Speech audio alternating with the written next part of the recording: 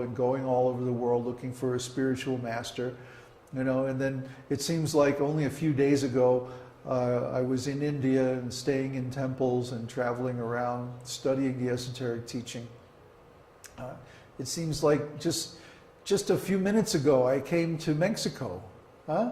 Actually, it was like a year ago. But because of time, everything in this material world changes. So whatever the situation is now, you can count on it that it's going to change. And if we know astrology, we can even have some idea how it's going to change. Not a complete idea, because our minds, our brains aren't strong enough to understand the complete situation. But we can have a pretty good idea if we follow the Vedic knowledge, study astrology and so on, study the laws of spiritual life. So that's why this knowledge is given. That's why we have Viṣṇusahasranāma. That's why we have so many different prayers, so many different scriptures. The Vedas, which give pure spiritual knowledge, and the Vedangas, which give supporting knowledge that helps us understand the Vedas and how to apply them. Vedas are, they're pretty theoretical, they're pretty philosophical, but the Vedangas are very practical. For example, Sanskrit, grammar, logic, astrology, history. The Mahabharata gives all the history of India, how the whole situation developed. If you want to know, what was that? Some bug. If you want to know the real history of the world, read Mahabharata, because Mahabharata explains how the present situation developed. And if you want to know what's going to happen in the future, read Bhavishya Purana.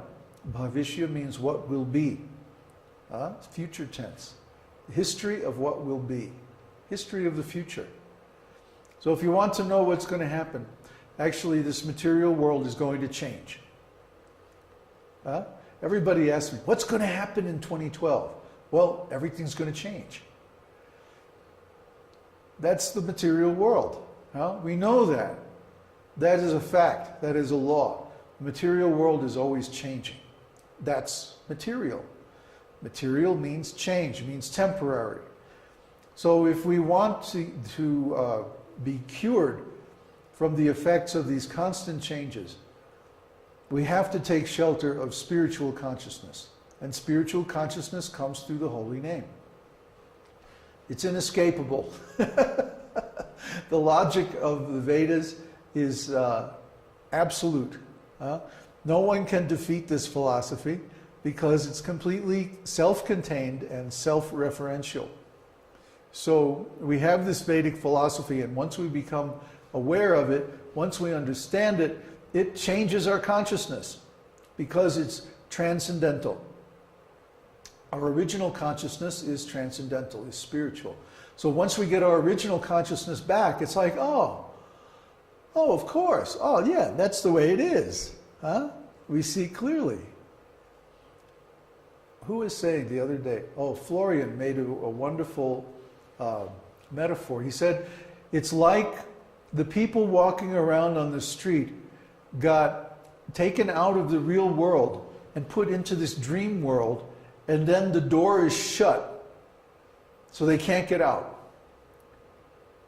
Imagine if you were in a dream, sleeping in a dream, and all of a sudden you couldn't wake up. You just had to stay in your dream, your weird dream world, forever. That's what it's like for the people who are in material consciousness. And we can see that. They can't see it. They cannot see and they cannot recognize someone who's awake because they don't know, they don't remember what waking up is like. So our idea or our purpose is to share this knowledge with everyone so that they can experience the benefits, they can experience the results. That's our order from our own spiritual master. Otherwise, we have nothing to do with this world. We could just sit under a tree and chant the holy name. No problem. That's a complete engagement and very satisfying in itself. But when we see these other people walking around in such misery, we have to do something to help them. That's natural. So just like a rich man distributes all kinds of charity, we who have the blessing of spiritual knowledge feel obligated to distribute this knowledge to others as widely as possible. And that's why we're doing these video conferences, that's why we have the website and the forums and so on. So, now is a good time to type your questions, and we'll spend the next half hour or so discussing your questions. Do we have any questions yet, Uddhava? No? People are talking?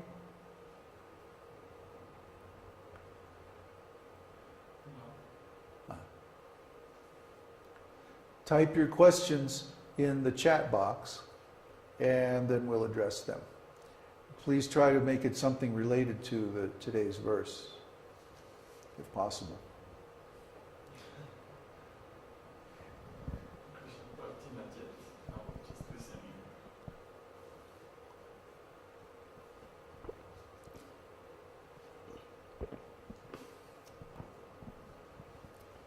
Well, we can go on and on talking about this knowledge because it's unlimited. There is an unlimited amount of information about spiritual life. If you read the Vedas, they go on and on talking about everything and anything. Everything is related to God because everything comes from God. But what is the relation of different things to God? The material energy is related to God, it comes from God, but it's separate from God. Like I say, we don't see God walking down the street. The reason that we don't is because this material energy is separate from God. In the third of the four Chatur Shloki, as they're called, the four most important shlokas in Srimad Bhagavatam, Krishna says, know that anything you see which is apparently separate from me is my material energy. That existence which seems to be in darkness. In the spiritual world, everything is self-effulgent.